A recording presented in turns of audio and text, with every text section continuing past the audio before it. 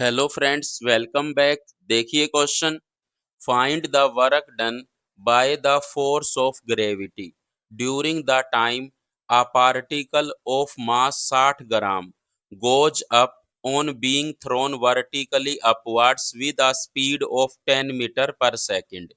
Means कह रहा है एक पार्टिकल है जिसका मास कितना है, 60 ग्राम है, और उसको वर्टिकली थ्रोन किया गया है ऊपर की तरफ।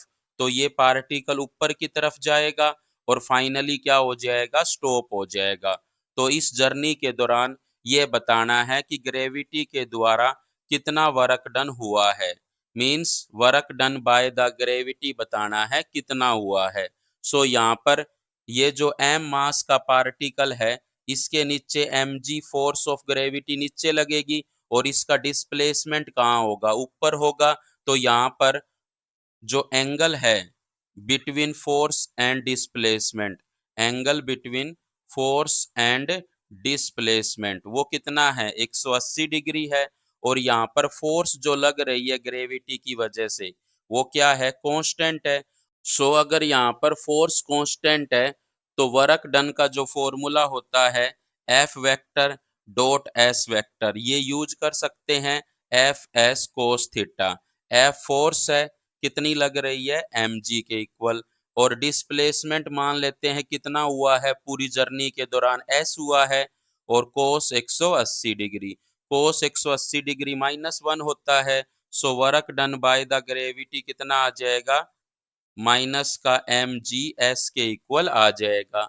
यहाँ पे हमें s की जरूरत पड़ेगी। s क्या है, डिस्प्लेसमेंट है कि पार्टिकल ने कितना डिस्प्लेसमेंट किया है।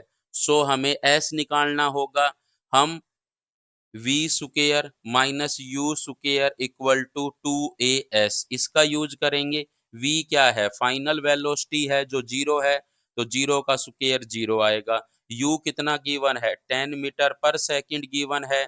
और ऊपर वाली डायरेक्शन को हम पॉजिटिव ले लेते हैं, नीचे वाली डायरेक्शन को हम नेगेटिव ले लेते हैं। ऊपर वाली डायरेक्शन को अगर हमने पॉजिटिव लिया है तो u की वैल्यू पॉजिटिव ली जाएगी, तो 10 का स्क्वायर क्या आएगा, 100 आएगा, इक्वल टू 2 की जगह 2 ही है। एक्सेलरेशन कितना होगा, माइनस का g होगा इनटू में s। सो यहाँ से s कितना आ जाएगा, 100/2g के इक्वल आ जाएगा। ये s की वैल्यू हम यहाँ पे रख देते हैं, माइनस का mg इनटू में 100/2g, g से g कट जाएगा। So work done by the gravity कितना आ जाएगा, माइनस का 50 m आ जाएगा। 2 से ये 100 भी कट जाएगा 50 पर, इसीलिए work done by the gravity कितना आ गया, माइनस का 50 m आ गया। और m की वैल्यू हमें 60 ग्राम गिवन है, तो इसको हम किलोग्राम में कन्वर्ट करके लिख सकते हैं। सो हमने लिख दिया, एक जीरो से एक जीरो कट जाएगी, एक जीरो से एक जीरो, माइनस का 30/10 जूल आ जाएगा।